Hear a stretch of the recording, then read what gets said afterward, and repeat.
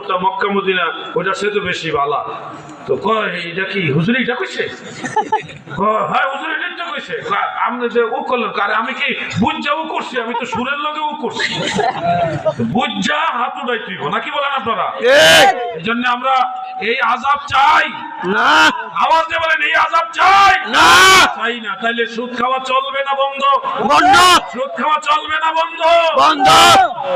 শুনেন, আপনারা যারা আছেন আমাদের এখানে যারা উপস্থিত প্রায় সবাই এখন সুদ খায়।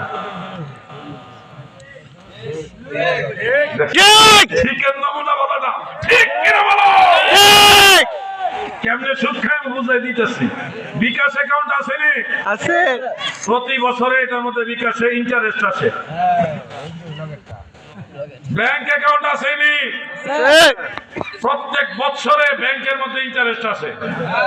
এই ইন্টারেস্টই হলো সুদ, সুদের নামই হলো ইন্টারেস্ট। নামটা চেঞ্জ হয়েছে।